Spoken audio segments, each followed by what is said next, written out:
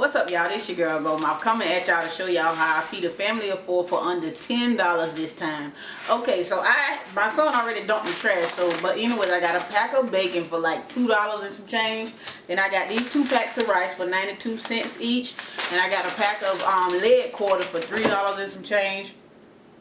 And then I got a bag of greens, collard greens, for $3 and some change. So that's all together under $10, and I'm still going to feed a family of 4, okay? I know the last time I posted this, the other video, y'all was asking me where the vegetables were. So this time we're cooking collard greens, okay? So if you're interested, stay tuned. Okay, so the first thing I did was I got my bacon, and it was like, you know, how the bacon is in the pack, a long pack of hickory thick smoked bacon. I got the Great Value, the Walmart brand, so it'll be cheaper. And I just cut my bacon in slices. I slice it down so it'll be in small pieces like that. And then I cook it in a pot just like you frying bacon. And then once I get done cooking it in this pot, I am going to drain the grease. Well, it's already done because I already cooked it. So I'm going to drain the grease off, and then I will go to the next step. Okay, so the next step is to add the greens. Before I add the greens, I wash my greens. I wash my greens thoroughly to make sure there wasn't nothing in them. They already came in a bag, pre-cleaned and pre-cut. They just the same as the regular bunch of greens, except I don't have to do all the cleaning and the cutting myself. But I do extra cleaning on them. Okay. So you just add the greens. I got about that much more greens, but I put it in a little bit at a time. Then as these greens cook down, I add the rest of the greens. Okay, so I've let the greens cook down a little bit, so I'm gonna stir these greens up. Try to bring this meat again to the top. Then I'm gonna add the rest of my greens. Actually, I'm gonna add some salt. I know y'all probably say there's enough salt in the bacon, but really it's not when you take into consideration the amount of greens I have. Add the rest of these greens. Okay, so I've got my greens in here now, and I got, you know, about as much water as, you know, right at the top of the greens. That's why I stopped my water. I didn't put like overflow with water, but I lined my water up like at the same height of the greens. So right now it's just a waiting game.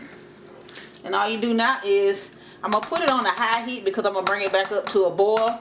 But then after it starts cooking, I'm going to turn it down on a medium heat and just let it simmer. It's just a waiting game now. It could take anywhere from 2 to 3 to 4 hours for real. So I'm just going to put the top on it and let it do what it do. Check on it periodically. Make sure the water hasn't boiled out. And then you just taste it until it's as tender as you want.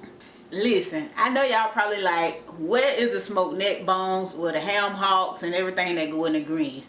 But I personally don't like to bite down on bones when I'm eating my greens, especially when you at your grandma them house or whoever house, your mama them, and they put smoked neck bones in the collard greens or whatever kind of greens you having. And then you know when you put smoked neck bones in the greens, the bones break up. So as you eating, you know, you might have a spoonful, you ain't paying attention, you talking to one of your cousins and them, and you done bit down into a bone. And that shit is irritating. That's real irritating to keep biting down into bones.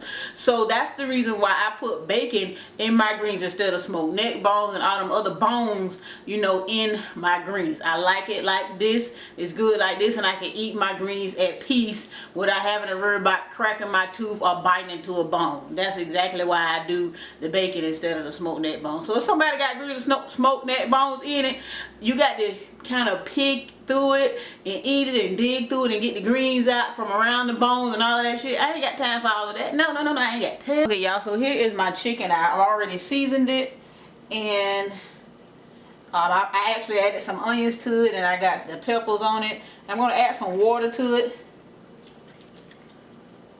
Let's try to put it on each side so it'll run through smoothly. Then I'm going to put it in the oven. I was going to cover it, y'all, but I just noticed that I ran out of aluminum foil. So, with that being said, I'm going to have to check on this periodically to make sure that the water has not boiled out of it, you know, while it's in the oven. I can cook it like this, you know, uncovered in the oven.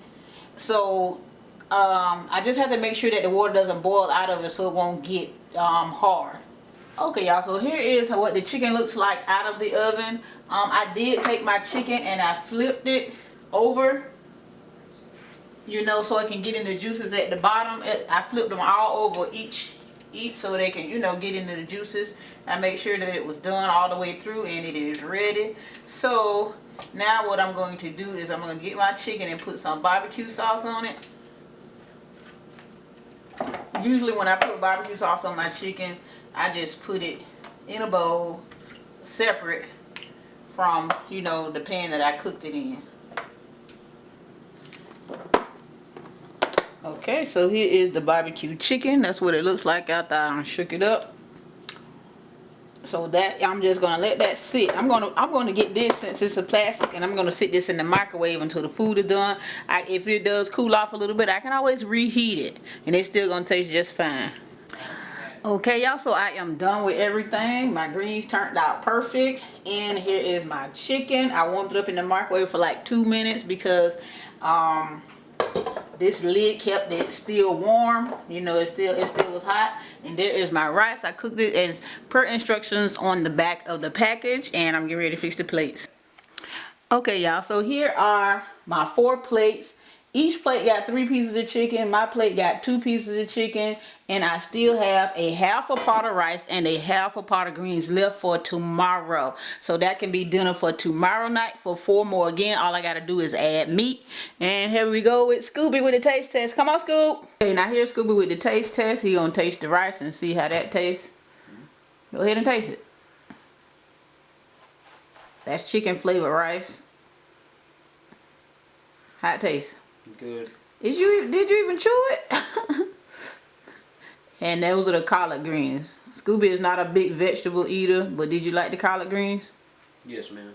Okay, what about the chicken? You want to eat that now or you want to wait? I'll wait. I know you're going to like that anyway, ain't you? Okay, well, Scooby has approved it, and that's all we got to say in this video. I'll holler at y'all later. Bye. Bye.